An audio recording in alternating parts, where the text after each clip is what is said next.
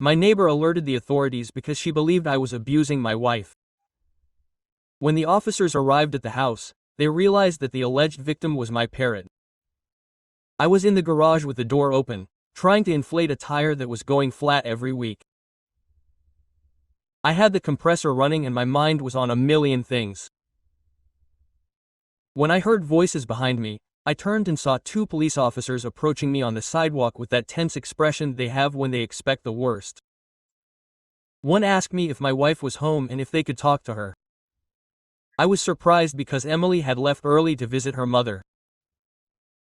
Then the other officer explained that they had received a call reporting cries for help from this address. At that moment, it all came to me. I dropped the compressor hose and went straight to find the culprit. Charlie was on his perch screaming in a voice identical to my wife's. "Help, please, help me." The officers were speechless for a second and then one of them started laughing. The other tried to contain himself, but ended up laughing. I laughed afterwards, somewhat embarrassed, imagining what the neighbor must have thought. When I saw the police cars arrive, I thought it was a joke. It was 3 in the afternoon on a normal day and I was just pumping up a tire. There was no music, no shouting and no one else with me. But the officers got out of the car with that seriousness that only appears when they think there is a real emergency. The taller one, looking exhausted, asked me to move away from the garage. He informed me that they had received an alert. A woman screaming for help, supposedly from this house. I stared at him, not understanding. Emily had been out since morning. She had gone to see her mother in Springfield, almost 2 hours away. I showed her my cell phone. The last call with her was a little over an hour ago. Even so, they did not seem convinced. The younger officer asked permission over the radio to search the house. I felt ridiculous trying to explain that there was no one else inside. I offered to let them come in if they wanted. I was sure everything was fine. Just then, a scream was heard from inside. "Help me, please. Don't hurt me," clear and desperate. The two police officers looked at each other and before I could react, they were already entering with their guns ready. My heart was beating at 1. In seconds, I left the noise of the compressor behind me and all I could hear was my footsteps running after them. We went up to the first floor. The voice sounded more distant again, as if it were coming from down the hallway. "Help, please." And there we saw it. Charlie, the parrot, swinging on his perch by the window, repeating the phrase with a perfect imitation of Emily's voice. "Please don't hurt me," he said in a tone so real that even I shuddered. The officers stood still. After a few seconds of silence, the youngest one started to laugh. The other tried to keep his composure, but ended up laughing too. I ran my hand over my face, half embarrassed and half relieved. I explained to them that Charlie had learned to imitate Emily because she talked to him all day. She taught him phrases, songs, and even the occasional insult, but I never imagined it could sound so authentic. I apologized. I thanked them for their quick response, and they, still laughing, told me not to worry, that these mix-ups happened more often than one might think. When they left, I was left alone with Charlie. He looked at me with that innocent little face that animals make when they know they've messed up but don't understand why. I told him half-jokingly that I almost got arrested because of him, but he shook his head and replied in Emily's voice, "I'm sorry, honey." I laughed, although something unsettled me. Emily had never taught him that phrase. I spent the rest of the afternoon trying to convince myself that I had imagined it, that Gold had simply mixed up words he had heard before. But as night fell, when the house was quiet, I heard it again. "I'm sorry, honey." With the same intonation. And then he added, "I didn't want to do it." Goosebumps rose on my skin. I got up from the couch, turned on the hallway light, and went over to the cage. Charlie watched me with an eerie calm, moving the feathers on his neck. I asked him, although I knew it was absurd, where he had gotten that from. She didn't answer, she just repeated, "I didn't want to." I stared at him for a long time. I tried to remember if Emily had ever said those words in front of him. I couldn't think of any occasion. And the more I thought about it, the weirder it all seemed. I decided to call her. It was 10:15. She took a while to answer, and when she did, her voice sounded muffled, as if she had been crying. I asked her if she was okay. She said yes, that she was just tired and that she would be back early the next day. I didn't tell her about the parrot, I didn't want to seem paranoid, but after I hung up I kept looking at my phone. In the reflection on the screen I could see my tense face and behind it the parrot murmuring softly. I didn't want to do it. I'm sorry, honey. I barely slept that night. The next day, Emily came home earlier than expected. She said that her mother was feeling better and that she wanted to rest at home. I tried to act normal, but I couldn't get Charlie's words out of my head. When she came into the living room, Gold stirred and began to utter scattered words. Hello, hello, hello. And suddenly, help. Emily paled. She stared at the animal for a few seconds without saying anything. Then she asked me to cover it with a blanket because the noise bothered her. It was the first time I noticed that she avoided looking it in the eye. She had been strange all day. She said little and tensed up every time the parrot made a noise. I wanted to ask it what was wrong, but there was an invisible barrier between us, as if we were both hiding something. That night, already in bed, I heard the parrot's voice again, but this time it sounded different, lower, more drawn out, as if it were imitating a real conversation. Please don't hurt me. And then another, deeper voice, mine. You deserve it. I jumped out of bed. Emily woke up with a start and asked me what was wrong. I ran into the living room and turned on the light. Charlie was awake, moving on his perch, repeating the same sequence over and over again. Please, don't hurt me. You deserve it. I'm sorry, honey. I froze. I didn't remember ever saying those words. Not in that tone, not in that combination. Emily came up behind me, pale, looked at the parrot, came over without saying anything, covered the cage with the blanket and said to me in a shaky voice, "We'll talk tomorrow." Then she went back into the bedroom. I stood there staring at the covered cage, listening to Charlie continue to mumble under the cloth. I'm sorry, honey. At that moment I realized that the confusion of the previous day had only been the beginning and that perhaps the parrot had heard something that neither of us wanted to remember. I didn't sleep at all that night. Every time I closed my eyes I could hear the parrot repeating those phrases. It wasn't just what he said, but how he said it. The pauses, the trembling. In the end it was identical to a real recording of a fight. For a moment I convinced myself that it was impossible. Parrots only repeat sounds, they don't understand the meaning, but Charlie seemed all too aware, as if he remembered. At dawn I went down to the living room and removed the blanket. He looked at me with those calm, yellow eyes. For a moment I thought it had all been an exaggeration on my part, until he said in my own voice, "You deserve it." I froze. I felt like I couldn't remember ever saying that. Not to Emily. Never, or so I thought. Quote, Emily came downstairs shortly after. She had dark circles under her eyes and an expression I hadn't seen on her face in a long time. She sat across from me in silence. I waited for her to begin the promised conversation, but it took her several minutes. When she did, her voice was barely audible. She said she wasn't feeling well, that she needed to spend a few days at her mother's house. I asked her if anything had happened. She shook her head but wouldn't look me in the eye. She claimed that the noise of the parrot was making her anxious. I didn't press the issue. I watched as she packed a small suitcase. Before she left, Charlie called out from the cage. She didn't want to. Emily froze. She closed her eyes, took a deep breath, and walked out without a word. When the sound of the car faded into the street, I sat down across from the Gold. I asked her if she knew what I was talking about. She cocked her head to one side, flapped her wings, and answered in a low voice. You deserve it, Emily. I almost threw the cage on the floor. I didn't understand. I started looking through my phone, messages, voice notes, old recordings. I wanted to prove that I had said that by chance at some point, that he was just repeating something old. But I couldn't find anything. I spent the rest of the day in silence, trying to remember the last serious argument we'd had. It was about 3 months ago when Emily tearfully confessed to me that she had lost a good portion of the money we had been saving to move to a bigger house. I remember that, I'm sure of that, but I swear I don't remember threatening her or saying anything like, "You deserve it." That same afternoon, my neighbor, the same one who had called the police the day before, knocked on my door. She told me she was very sorry for the misunderstanding, but that she really did still hear screams some nights. I swore to her that they weren't from our house, that they had to be coming from somewhere else. He looked at me with a strange mix of suspicion and fear and warned me that if he heard anything again, he wouldn't hesitate to call again. That night the house seemed gigantic. Without Emily, everything seemed quieter. And yet, Charlie didn't stop talking. Sometimes I used my own voice, sometimes hers. Words slipped between us that we had never said in front of him. Don't say it. I don't want to.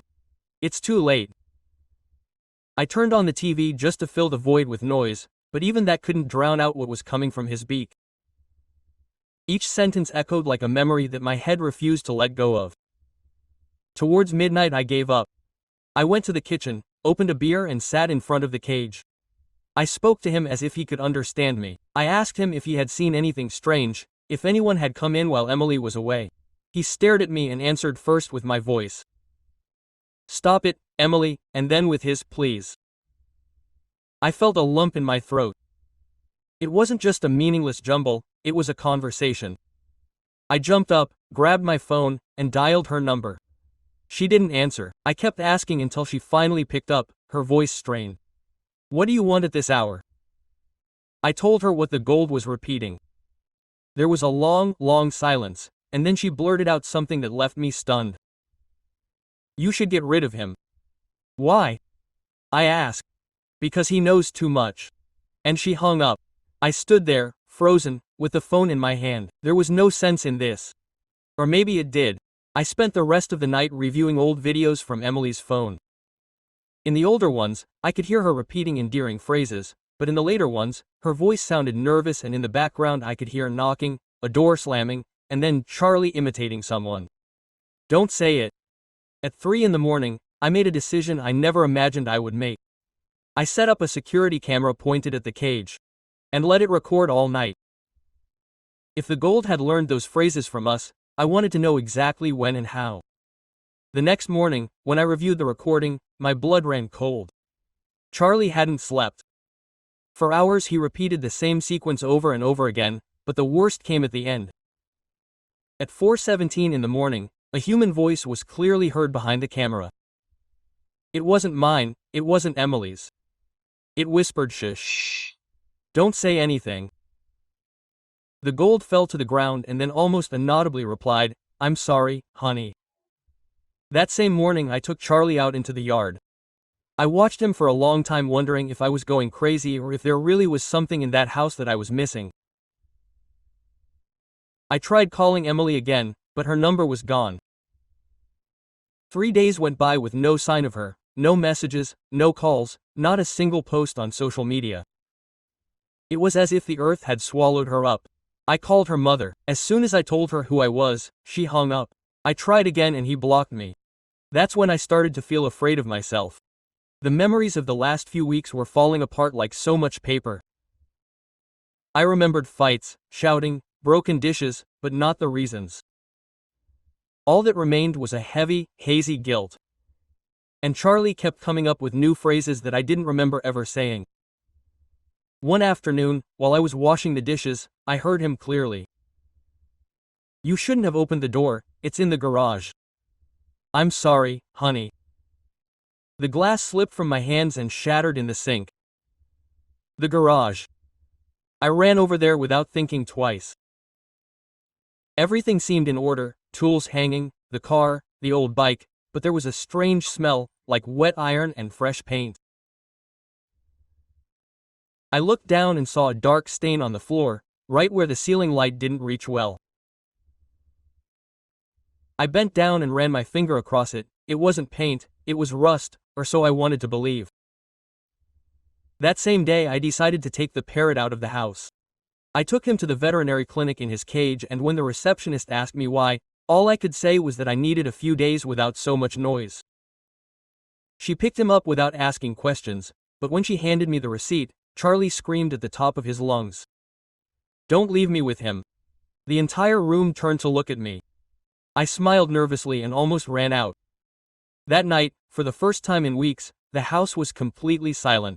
For a moment, I thought everything would go back to normal until the noise returned in the early hours of the morning, but this time it wasn't the parrot, it was the garage. A soft, constant knock, as if something was pushing the metal door from the inside. I went to look. When I turned on the light, the noise stopped. I checked everything. Nothing out of place. I locked the door and went back to bed. At 4 in the morning, the knocking started again. Knock, silence, knock. And suddenly the phone rang. Private number. I answered it. Silence on the other end. And then a shaky voice, very low. I'm sorry, honey. It was Emily. I swear. I called out her name, but the call cut off. I tried to call her back. There was no record, like she'd never existed. The next day I went to the police station to report her missing. The officer took my details and asked me to wait. When he returned, his face was different, colder. He informed me that Emily had withdrawn a large amount of money the same day she left and that there had been a previous complaint against me for verbal abuse and threats, although she withdrew it. The next day, I felt like I couldn't breathe. I didn't remember. I could swear it never happened. I returned home with my head on the verge of exploding. I sat at the dining room table trying to remember, forcing my memory, but all that came up was the parrot's voice. You deserve it. I'm sorry, honey. Don't say it. The next morning I went to look for Charlie. The vet told me that someone had picked him up the day before. Who? I asked. His wife, he replied, and showed me the register, Emily's signature. I ran out. I went to her mother's house. No one answered. The neighbor next door told me she'd seen them early in the morning loading suitcases with a cage in their hands and leaving in a gray car. I returned home, not understanding anything until I opened the door. On the dining room table was an envelope with my name written in Emily's handwriting. Inside was a short, hurried note. Don't look for Charlie. He knows what you did and so do I. Don't try to contact me again. I read the letter over and over, not knowing if it was a threat or a warning. I sat trembling with the paper between my fingers and for the first time in a long time I felt genuine terror at what I might remember.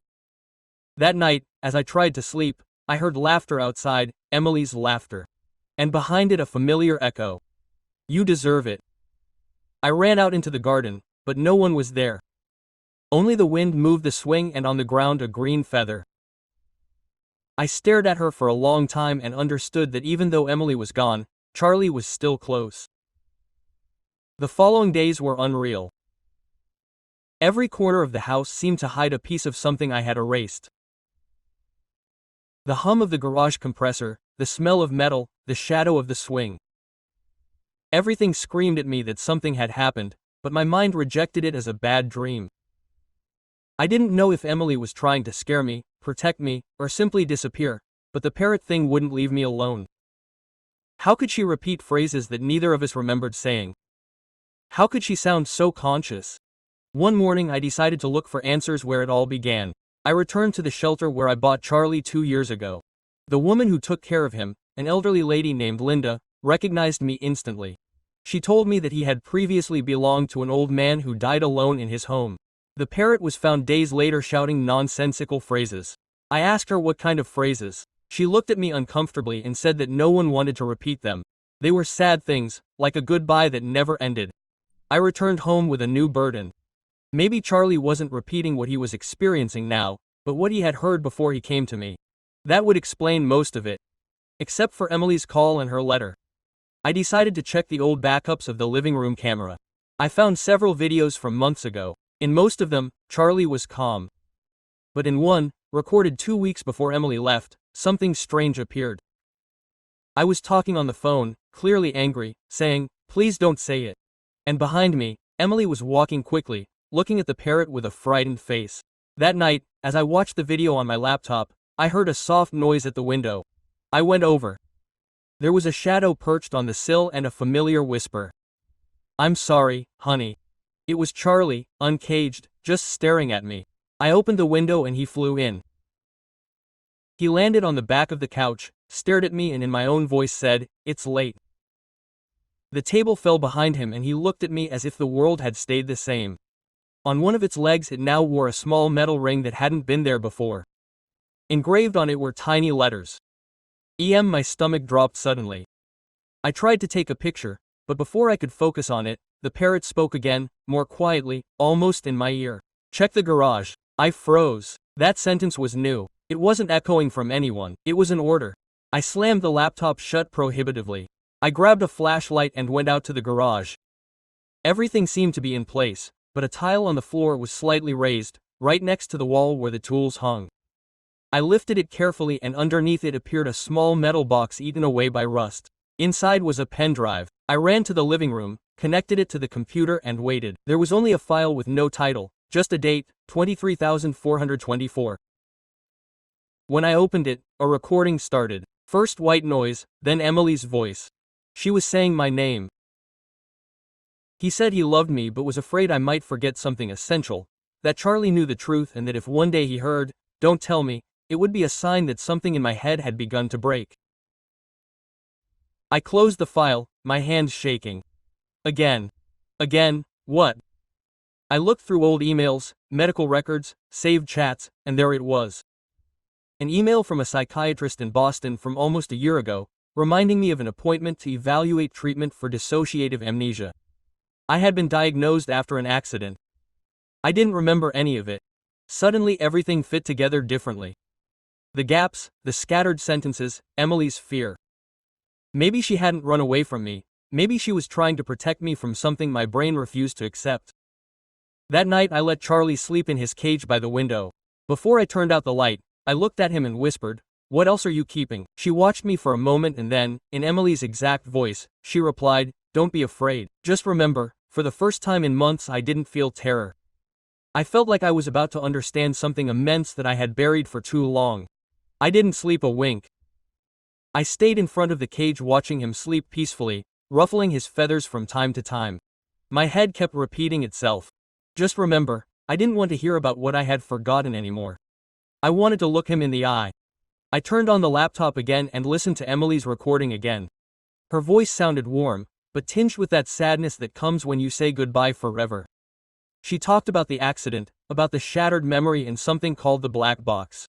I had no idea what she was referring to. I searched the entire house, drawers, attic, garage again, nothing. Until under the driver's seat I found a gray folder with my name and the logo of a hospital. Inside, reports, plaques, a clear diagnosis from the Boston Neurorehabilitation Center, mild brain injury. Post-traumatic dissociative amnesia, bouts of disorientation, false memories, and blackouts created as a shield. I read it over and over again. It was like reading the life of a stranger.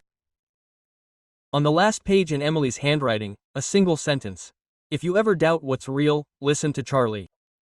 He holds on to what you can't." Quote, I was shocked. From that moment on, I looked at him differently. He was no longer a parrot repeating nonsense. He was a living piece of my past that kept talking when I had gone mute. In the following days, I wrote down every word that came out of his beak. Sometimes they were nonsense, other times fragments of conversations that seemed real. "Relax, don't cry.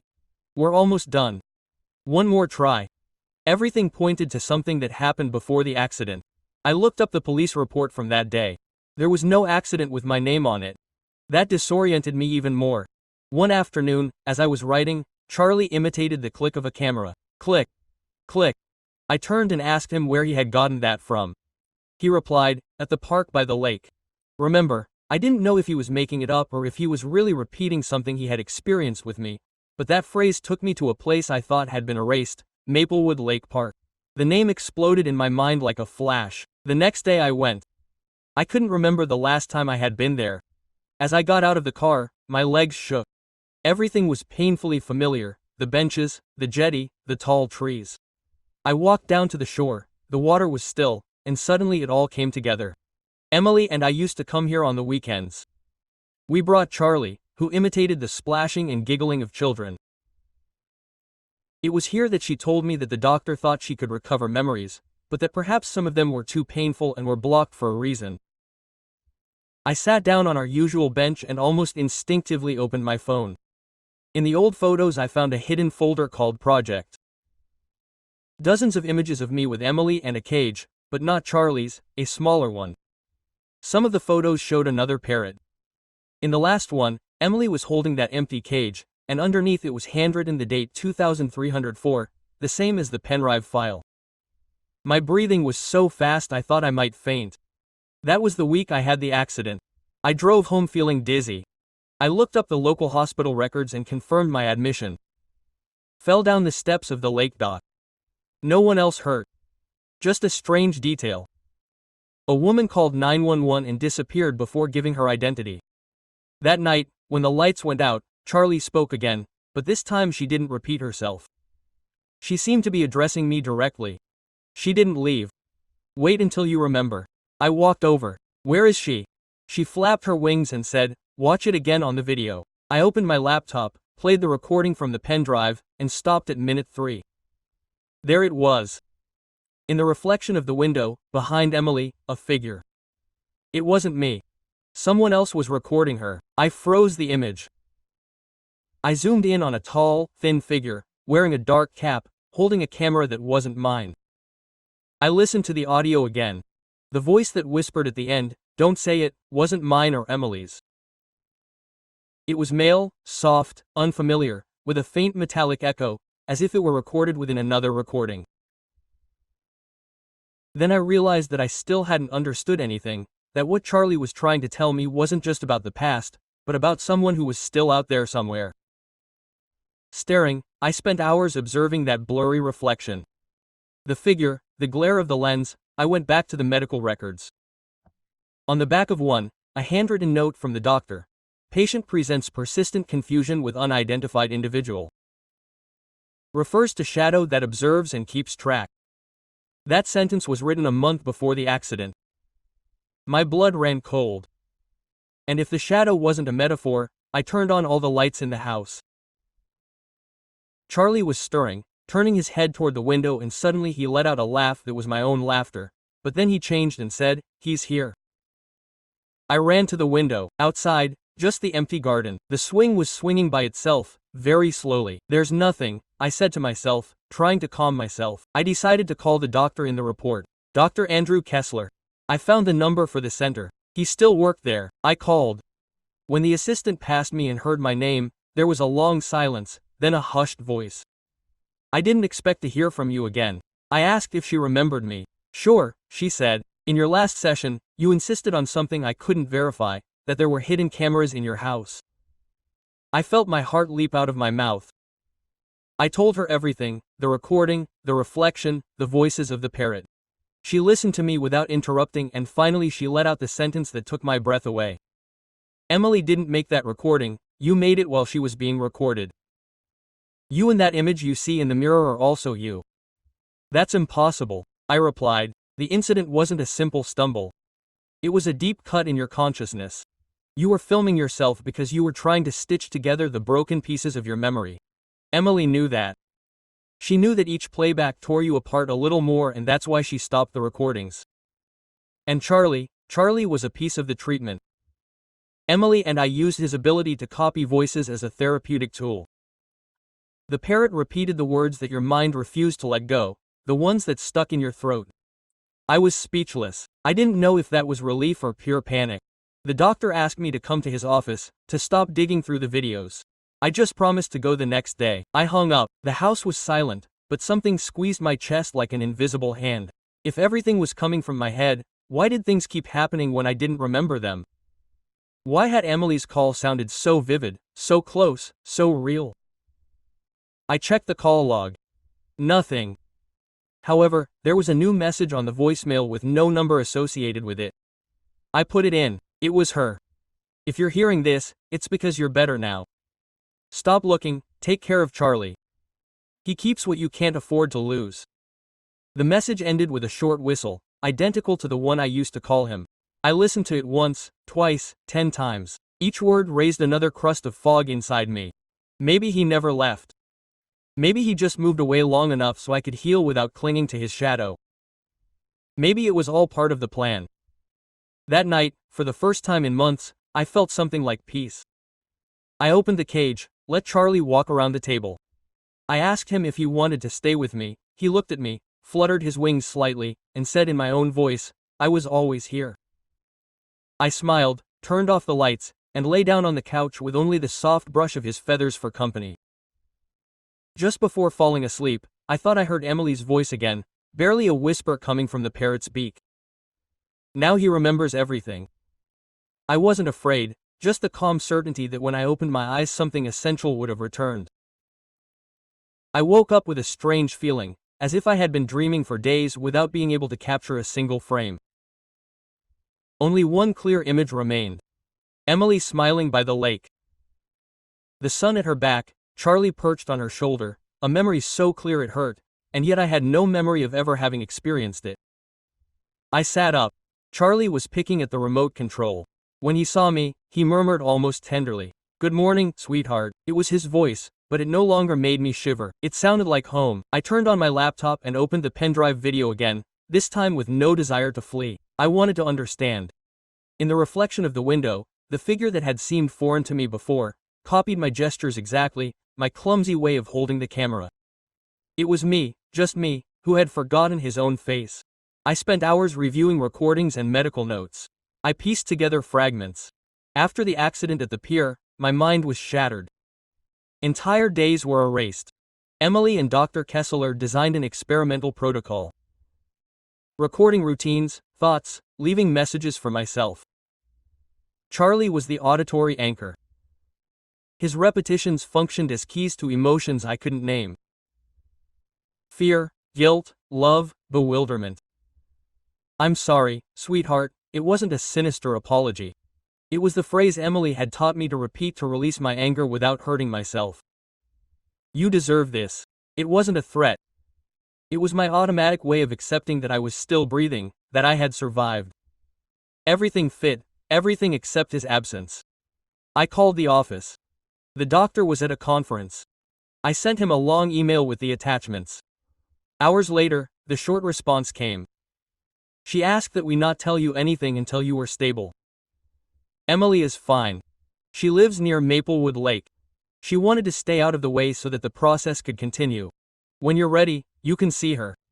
I read the message over and over again. It made sense. It relieved me and emptied me at the same time. I understood the reasons, but it hurt to know that she had to leave so that I could return. Charlie flew to my shoulder and brushed his head against my cheek. I nuzzled him. I whispered. I guess he was right. I shouldn't have searched, just remembered. He answered with his voice. Remember the lake. That phrase sparked something. The next day I drove there. The air smelled just like the memory. I sat on the same bench. I left Charlie in his cage inside the car. I recorded a voice message for my forgetful future self. If it all gets erased again someday, remember this. Emily didn't leave, she helped me find myself. Charlie doesn't repeat herself randomly, she keeps the pieces of me. And this isn't a horror story, it's about returning. As I spoke, the wind rippled across the water. I felt a presence behind me. I didn't need to turn around. I knew that bated breath. It was her. She sat next to me without saying anything. We stared at the lake in silence for long minutes. Finally she spoke. Charlie brought you back. I smiled. She always did. I just didn't understand it. We stood there, unhurried. Sometimes silence heals more than 1,000 words. When we got back to the car, Charlie said cheerfully, "We're okay, honey." And for the first time, her voice didn't seem borrowed to me. It was also mine, a mix of everything lost and everything recovered. That night, I opened a new document and wrote, this time, if I forget again, let it be recorded. It wasn't a ghost or a hallucination, it was my mind speaking in the voice of the one I loved the most. I saved the file as memory 1 and slept without nightmares. The following days were different. No more startles, no more voices in the darkness, no unexplained noises. The house breathed peacefully. Every morning Charlie woke me with his good morning, affection, and a whistle that now only sounded like home. I began running at dawn, drinking coffee on the porch, writing down everything that came to mind. Dr. Kessler had insisted on keeping a journal. Now I understood why writing things down was another way of sorting out internal chaos. One afternoon, without me having taught him anything new, Charlie said in Emily's voice, "You can continue without fear now." I knew she had been there before she came back into my life. 2 weeks later I wrote to her. "I'm ready when you are," she replied that same afternoon. Tomorrow at sunset at the lake. I arrived early. The sun was beating down on the water. I took Charlie out of his cage, walked along the bench, and looked out over the horizon. Emily came down the path. We hugged briefly, no speeches. We spoke little. She explained to me that the treatment had exceeded expectations, that the memories would come back little by little, and that they never wanted to erase anything, just change the way my brain filed them. I thanked her. I told her that I finally understood that she hadn't abandoned me. She gave me the space I needed to be me again.